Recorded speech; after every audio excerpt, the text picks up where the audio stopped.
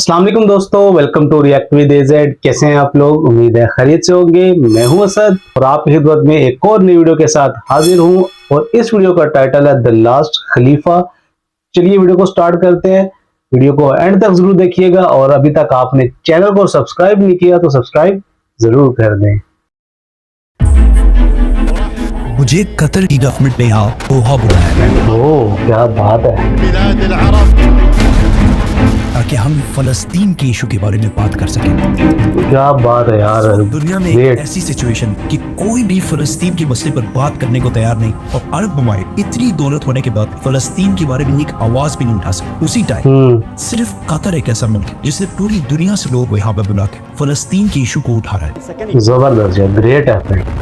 लेकिन अब क्वेश्चन ये कि सारे अरब ममालिक वेस्टर्न कंट्रीज के गुलाम आखिर बने कैसे? असल में आज से 100 साल पहले ये सोचने वाली बात है। उस्मानिया खिलाफत अपनी आखिरी सांसें ले रही थी और ब्रिटेन, फ्रांस और बाकी सारे वेस्टर्न कंट्रीज ने उन्हें हर तरफ से घेर लिया था। लेकिन फिर भी इन सबको पता था कि जब तक ऑटोमन एम्पायर के अंदर से बगावत नहीं होगी तब तक ऑटोमन एम्पायर को हराना बहुत ही मुश्किल काम होगा। एंड ऑब्वियसली उन्होंने सबसे पहले ऑटोमन एम्पायर की सबसे बड़ी माइनॉरिटी अरबों की तरफ देखा, क्योंकि टर्किश लोग पिछले 400 साल से ऑलमोस्ट दुनिया के सारे अरबों पर हुकूमत कर रहे थे। लेकिन अब तक पिछले 400 साल से अरबों ने कभी भी उस्मानिया खिलाफत के खिलाफ कोई बड़ी बगावत नहीं की, क्योंकि उस्मानिया खिलाफत अपने आप को एक टर्किश एम्पायर नहीं बल्कि सारे मुसलमानों की खिलाफत समझते थे। लेकिन उस्मानिया खिलाफत के आखिरी जमाने में ये एम्पायर बहुत ही कमजोर हो चुकी थी और उनके आखिरी पावरफुल खलीफा सुल्तान अब्दुल हमीद ने बहुत कोशिश की कि इस एम्पायर को बचाया जाए।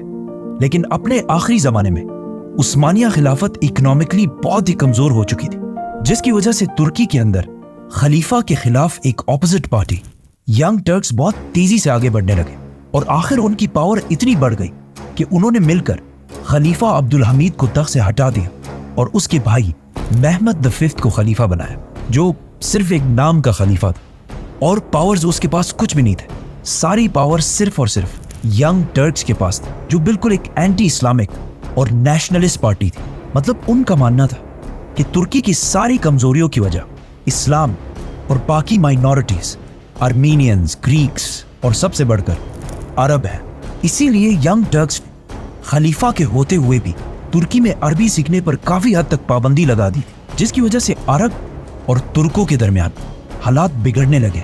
और इसी टाइम का जबरदस्त फायदा उठाकर ब्रिटिश सीधा अरबों के पास गया और उन्हें कहा कि तुम ये तुर्कों की गुलामी क्यों कर रहे हो? तुम तो इतनी अजीम कौम और अरबों का अपना एक आजाद मुल्क होना चाहिए, और तुम्हारी इस आजादी को हासिल करने में हम ब्रिटिश तुम्हारी मदद करेंगे। और अंग्रेजों को पता था कि अरब उनकी बात तभी मानेंगे जब उनके पास अरबों में से ही एक बहुत स्ट्रॉन्ग लीडर मौजूद हो, और जब वो लीडर ऑटोमन एम्पायर के खिलाफ बगावत करे तभी सारे अरब हमारी बात मानेंगे।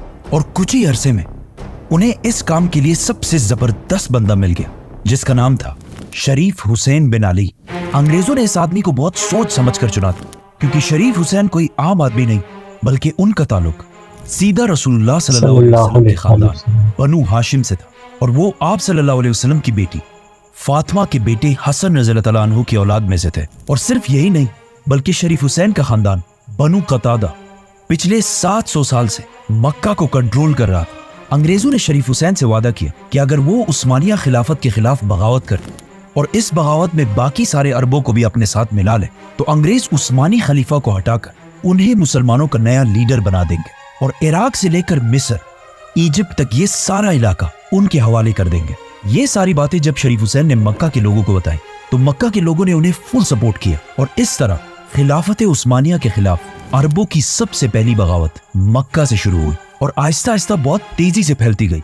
ये सब 1916 में वर्ल्ड वॉर 1 के दरमियान हो रहा था। मतलब ऑटोमन एम्पायर एक ही टाइम पर रशिया, ब्रिटिश, फ्रांस, ग्रीस, इन सारों से एक साथ लड़ रहा था, और अब उसे अरबों से भी लड़ना था। अरबों के साथ ब्रिटिश जैसे पावरफुल सुपर पावर की सपोर्ट भी थी, और अरबों को सपोर्ट करने के लिए उन्होंने अपना एक बहुत ही इंपॉर्टेंट एजेंट भी भेजा था, जिसे आज लॉरेंस ऑफ अरेबिया के नाम से जाना जाता है। As Lawrence of Arabia. Lawrence of Arabia. अरबों की ये बगावत इस हद तक ब्रिटिश कंट्रोल कर रहा था कि लॉरेंस ऑफ अरेबिया ब्रिटिश के एक आर्म से एजेंट ने सबसे पहले अरब पहुंचकर शरीफ हुसैन के तीनों बेटों का इंटरव्यू किया कि इन तीनों में से अरबों की इस बगावत को कौन लीड करेगा, और फिर इन तीनों में से उसने फैसल को चुना क्योंकि उसे लगा कि फैसल में ब्रिटिश का वफादार रहने का सबसे बड़ा पोटेंशियल है। इस तरह कुछ ही सालों में फैसल ने ब्रिटिश की मदद से ऑटोमन एम्पायर से ये सारे इलाके छीन लिए, और अब 1918 में जब वर्ल्ड वॉर 1 खत्म होने वाली थी, उस्मानिया खिलाफत जो एक जमाने में इतनी बड़ी एम्पायर थी, अब सिर्फ इतनी सी रह गई। अब मिशन पूरा हो चुका था और जैसा कि अंग्रेजों ने वादा किया था, उन्हें शरीफ हुसैन को नया लीडर मान लेना चाहिए था। लेकिन अंग्रेजों ने शरीफ हुसैन से किए सारे वादे तोड़ दिए और आपस में बैठकर बेल्फोर डिक्लेरेशन साइन की, जिसमें अरब के अंदर यहूदियों के लिए इजराइल बनाने का क्लियर प्लान था। यह देखकर शरीफ हुसैन को ब्रिटिश पर बहुत गुस्सा आया और उन्होंने फलस्तीन में इजराइल बनाने की सख्त मुखालफत की। अब यहां से हालात बिल्कुल चेंज हो गए क्योंकि पहली बार शरीफ हुसैन और ब्रिटिश एक दूसरे के सामने आए और इनकी दोस्ती आहिस्ता आहिस्ता दुश्मनी में बदल गई। इस सब से कुछ ही अरसे बाद और आज से एग्जैक्टली 100 साल पहले 1924 में मुस्तफा कमाल अतातुर्क की लीडरशिप तुर्कों ने उस्मानिया खिलाफत खत्म कर दी और आखिरी खलीफा सुल्तान अब्दुल मजीद को तुर्की से निकाल दिया। मतलब अब पहली बार दुनिया में कोई भी खलीफा नहीं था, जिसकी वजह से शरीफ हुसैन बिन अली ने अपने आप को मुसलमानों का नया खलीफा डिक्लेयर कर दिया, क्योंकि अब इस सारे इलाके में वही सबसे पावरफुल मुसलमान रह गया था। नाउ फ्रांस ये सब देखकर बहुत टेंशन में पड़ गया और उसने जाकर ब्रिटिश से कहा कि तुम पागल हो गए हो, तुमने मुसलमानों को एक ऐसा लीडर दिया है जिसका ताल्लुक रसूलुल्लाह सल्लल्लाहु अलैहि वसल्लम की फैमिली से, वो मक्का में रहता है और अब खलीफा भी बन चुका है, और अभी से उसमें इतना कॉन्फिडेंस आ गया कि वो हमारे फैसलों के खिलाफ जाने लगा, जिससे आहिस्ता आहिस्ता ब्रिटिश शरीफ हुसैन के लिए अपनी सपोर्ट थोड़ी कम करने लगा। इजराइल को ना मानने और ब्रिटिश के सामने खड़े होने के बाद अब अरबों में शरीफ हुसैन की रेपुटेशन थोड़ी बेहतर होने लगी, और आखिर 1924 के एक अखबार में ये खबर भी छपी कि फॉर्मर उस्मानी खलीफा सुल्तान महमद वहीदुद्दीन ने शरीफ हुसैन की खिलाफत को सपोर्ट करने का ऐलान कर दिया। जब अंग्रेजों ने ये सब कुछ देखा तो उन्हें समझ आ गई कि अब शरीफ हुसैन उनके कंट्रोल से निकल चुका है, इसीलिए उन्होंने आखिर अपना सारा सपोर्ट शरीफ हुसैन से हटा दिया और एक नए लीडर को सपोर्ट करने लगे, क्योंकि वो लीडर अंग्रेजों की हर बात मानने के लिए तैयार था, जिसका नाम था अब्दुल अजीज इब्ने सऊद। नाउ जिस तरह शरीफ हुसैन ने ब्रिटिश की मदद से उस्मानिया खिलाफत को तोड़ा था, उसी तरह इब्ने सऊद भी ब्रिटेन की मदद से शरीफ हुसैन की खिलाफत को तोड़ने लगा और बहुत तेजी से ये सारा इलाका फतह कर लिया। ब्रिटेन ने अरबों से किए हुए सारे वादे तोड़ दिए और आखिर शरीफ हुसैन को ब्रिटिश ने गिरफ्तार करके साइप्रस में अपने एक जेल में डाल दिया, और इस तरह अंग्रेजों ने अरबों से अपने सारे वादे तोड़ दिए और अरबों की एक यूनिफाइड कंट्री बनाने का ख्वाब हमेशा के लिए खत्म कर दिया और अरब को बहुत सारे छोटे कंट्रीज में डिवाइड कर दिया ताकि वो हमेशा आपस में लड़ते रहे और अंग्रेजों के सामने खड़े ना हो सके। और यही सेम प्लान उन्होंने इंडिया में भी इम्प्लीमेंट करके उसे भी 2 हिस्सों में तोड़ दिया।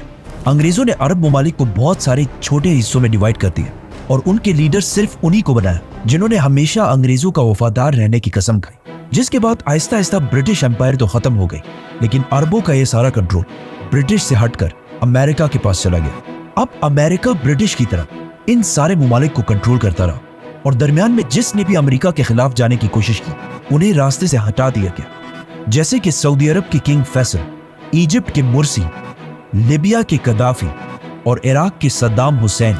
इन सब को अमेरिका ने बाकी सारों के लिए इबरत बनाकर छोड़ा है। इसीलिए आज चाहे जो भी हो जाए, अरब कंट्रीज कभी भी वेस्ट के खिलाफ नहीं जाती, क्योंकि इन सारे कंट्रीज को बनाया ही अंग्रेजों ने है।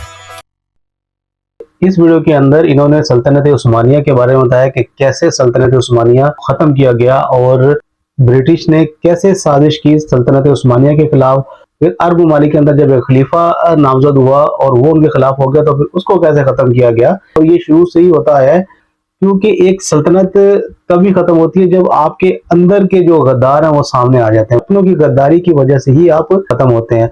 और दूसरा जो वीडियो की शुरू में उन्होंने बताया कि कतर गवर्नमेंट ने इनको इनवाइट किया हुआ था फलस्तीन के मुद्दे के ऊपर वो बात करने के लिए, तो ये बहुत अच्छा स्टेप है। कतर ये बहुत जबरदस्त काम कर रहे हैं। उम्मीद है ये वीडियो आपको अच्छी लगी होगी, तो वीडियो को लाइक कीजिएगा, शेयर कीजिएगा, चैनल को भी सब्सक्राइब जरूर कर दें। मुझे दे इजाजत, मिलते हैं एक और नई वीडियो के साथ। तब तक के लिए अपना ख्याल रखिएगा। अल्लाह हाफिज।